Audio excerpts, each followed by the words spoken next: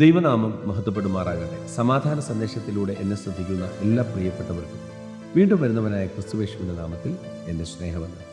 റോമാലേഖനം 3-ാം അധ്യായം അതിൻ്റെ 25 മുതലുള്ള വാക്യങ്ങളിൽ വിശ്വസിക്കുന്നവർക്ക് അവൻ തൻ്റെ രക്തം മൂലം പ്രായശ്ചിത്തമാകുവാൻ ദൈവം അവനെ പരസ്യമായി നിർത്തിയിരിക്കുന്നു. ദൈവം തൻ്റെ പൊറുമയിൽ മുൻകഴിഞ്ഞ പാപങ്ങളെ ശിക്ഷിക്കാതെ വിടുക നിമിത്തം തൻ്റെ നീതിയെ പ്രദർശിപ്പിപ്പാൻ താൻ നീതിമാനും യേശുവിൽ വിശ്വസിക്കുന്നവനെ നീതീകരിക്കുന്നവനും ആകേണ്ടതിന് ഇക്കാലത്ത് തൻ്റെ നീതിയെ പ്രദർശിപ്പിപ്പാൻ തന്നെ അങ്ങനെ ചെയ്തത്. വചനം പറയുകയാണ്, വിശ്വസിക്കുന്നവർക്ക് അവൻ തൻ്റെ രക്തം മൂലം പ്രായശ്ചിത്തമാകുവാൻ ദൈവം അവനെ പരസ്യമായി നിർത്തിയിരിക്കുന്നു.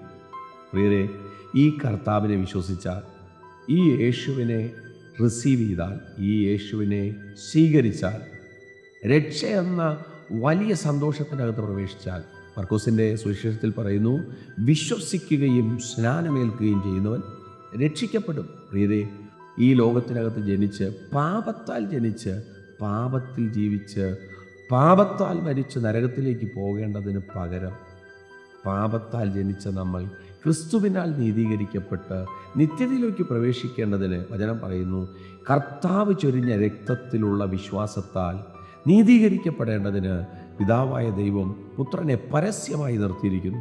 അടുത്ത വാക്യം ഇങ്ങനെയാണ്, ആകയാൽ പ്രശംസ എവിടെ? അത് പോയി.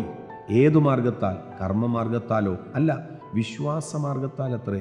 അങ്ങനെ മനുഷ്യൻ ന്യായപ്രമാണത്തിൻ്റെ പ്രവൃത്തി കൂടാതെ വിശ്വാസത്താൽ തന്നെ നീതീകരിക്കപ്പെടുന്നു. വചനം പറയുകയാണ്, ന്യായപ്രമാണത്തിൻ്റെ പ്രവൃത്തിയാലല്ല, വിശ്വാസത്താൽ മനുഷ്യൻ നീതീകരിക്കപ്പെടുകയാണ്. അതിൻ്റെ അടുത്ത ഭാഗം, അല്ല ദൈവം യഹൂദന്മാരുടെ ദൈവം മാത്രമോ? ജാതികളുടെയും ദൈവമല്ലയോ? അതെ, ജാതികളുടെയും ദൈവമാകുന്നു. ദൈവം ഏകനല്ലോ? അവൻ വിശ്വാസം മൂലം പരിച്ഛേദനക്കാരെ വിശ്വാസത്താൽ അഗ്രചർമ്മികളെ നീതീകരിക്കുന്നു. ആകയാൽ നാം വിശ്വാസത്താൽ ന്യായപ്രമാണത്തെ ദുർബലമാക്കുന്നുവോ? ഒരു നാളും ഇല്ല. നാം ന്യായപ്രമാണത്തെ ഉറപ്പിക്കത്രേ ചെയ്യുന്നത്. വചനം പറയുകയാണ്, നമ്മൾ ക്രൂശിലൂടെ നീതീകരിക്കപ്പെടുമ്പോൾ, അതാണ് അവിടെ പറയുന്നത്, ന്യായപ്രമാണത്തെ നമ്മൾ ദുർബലമാക്കുന്നു. ഒരിക്കലുമല്ല, ന്യായപ്രമാണത്തെ ഉറപ്പിക്കുന്നു. എങ്ങനെ? വചനം പറയുന്നു, ന്യായപ്രമാണം പാപത്തെക്കുറിച്ച് നമുക്ക് എന്തു തരുന്നു? പരിജ്ഞാനം തരുന്നു. ചെയ്തത് പാപമാണെന്ന് എങ്ങനെയാണ് ഗ്രഹിക്കുന്നത്? പ്രമാണത്താൽ ഗ്രഹിക്കുന്നു. അപ്പോൾ നീതീകരണം ക്രൂശിലൂടെ കിട്ടുമ്പോൾ അത് ദുർബലമാകുന്നില്ല, അത് ഉറയ്ക്കുകയാണ്.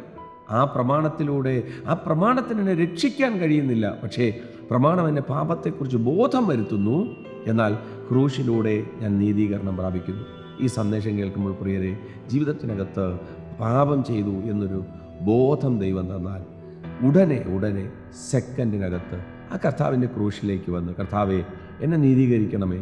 വചനം പറയുന്നു, കർത്താവിനെ പരസ്യമായിട്ട് ദൈവം നിർത്തിയിരിക്കുന്നു. നമുക്ക് വേണ്ടിയിട്ട് കാൽവരിയിൽ തകർത്ത ആ യേശു ക്രിസ്തുവിനെ വിശ്വസിച്ച് ആ നീതീകരണം പ്രാപിച്ച് ആ നിത്യതയ്ക്ക് വേണ്ടി ഒരുങ്ങുവാൻ ദൈവം കൃപ ചെയ്യട്ടെ. വിശ്വസിക്കുക, പ്രാർത്ഥിക്കുക. ദൈവം വിശ്വസ്തൻ. God bless U.